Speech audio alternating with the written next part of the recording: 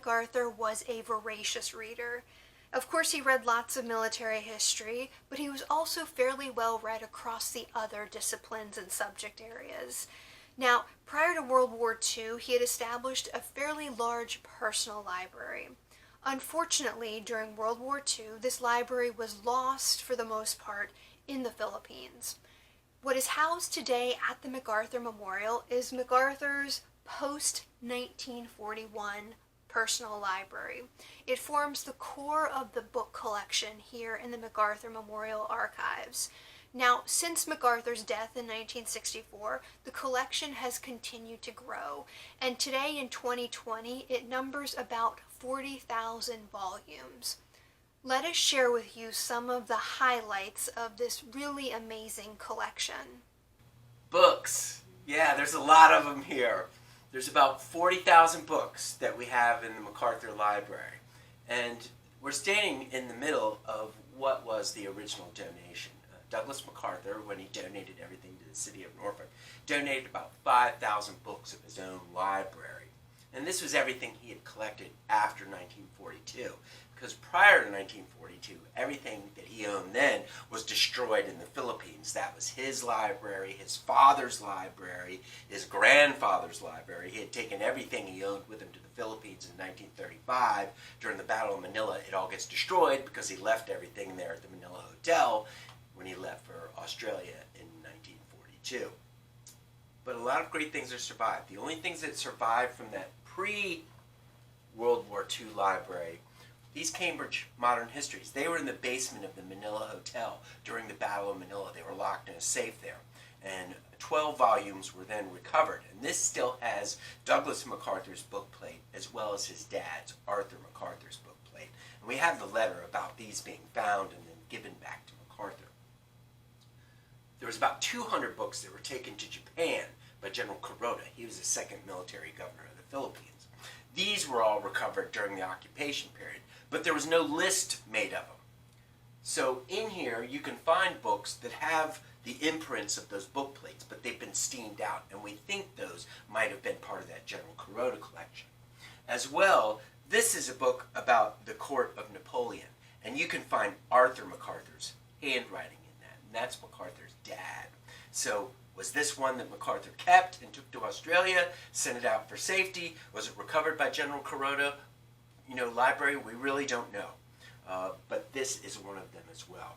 Now, you would think, and it's true, most all the books that we have relate to some sort of MacArthur history, but we have a vast collection because of all the donations that have come over the years. So, European history, Asian history, American history, all the histories of the Civil War, the Spanish-American War, World War I, World War II, the occupation of Japan, Korean War, you can find it all right here.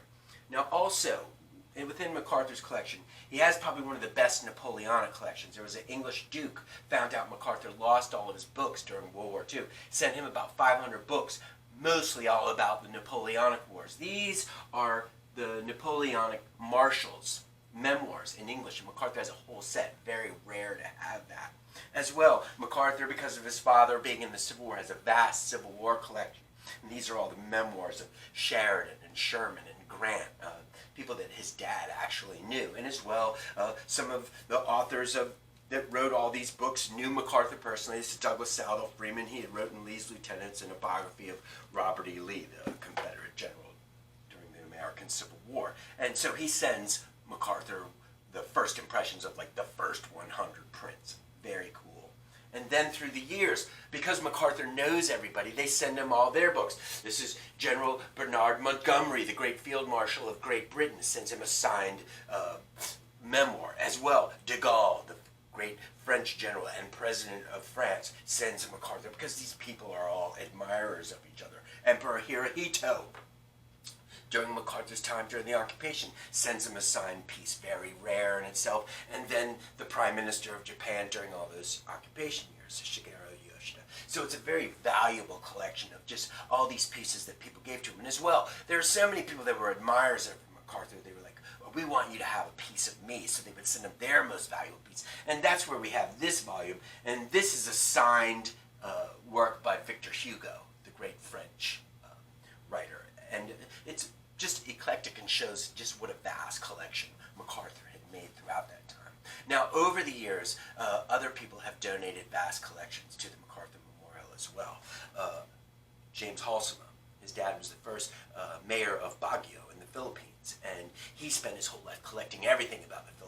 Donated about 15,000 maps, all of his correspondence, but as well as about 3,000 books, all about Philippine history. And we get all these restored. You can see this right here at the top. Most all these have been restored at Etherington Conservation Center, which is down in North Carolina, and that's who does all our work for us. Dr. Ron Rubin of the Bronx sends us rare pieces all the time. This is the Battles and Leaders series of the Civil War, and every year he goes out and finds these rare books and sends them to us. Other collections as well. The Erlenfield James Dunbar collection donated about 3,000 books. All these pieces that were really printed between the 1940s and 1950s, all about World War I, World War II.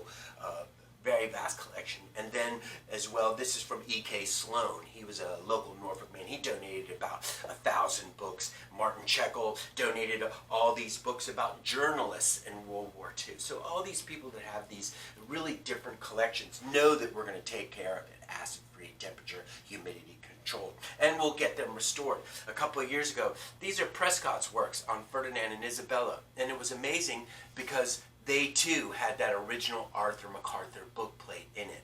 And we've, again, sent it out and get them restored so that people can come here and use them throughout.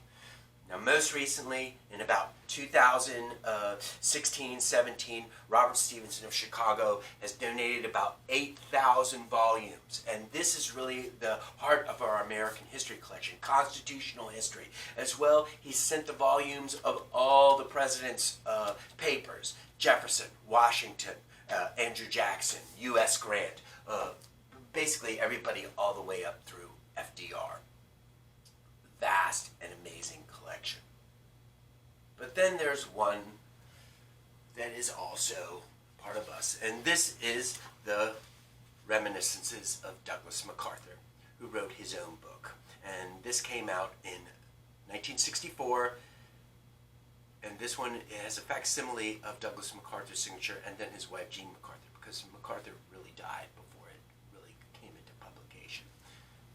And there was also something else about this book, Reminiscences, that we have here at the MacArthur Memorial. In the spring of 1963, Douglas MacArthur let Time Life magazine know that he had written his memoir. His best friend, Courtney Whitney. Whitney was the guy who ran the guerrillas in World War II.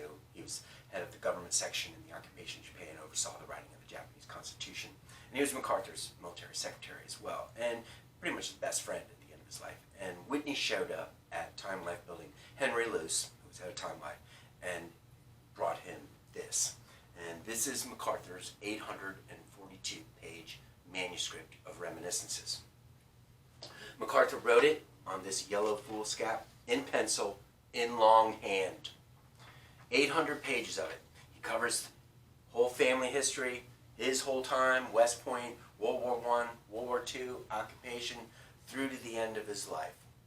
And if you look at it in all these 800 pages, you'll find few mistakes.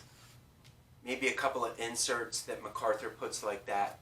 And then there's a folder of inserts where he would send it to Time Life as they were editing the book right towards the end of his life. Because he got real sick right at the end of his life when they were getting ready to publish this.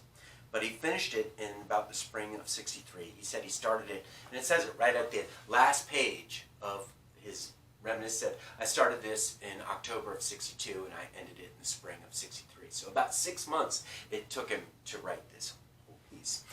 Time Life magazine serialized it. They printed the first 3 episodes from January till April, and then that was when MacArthur died, and they didn't print the rest of it until about July of 1964.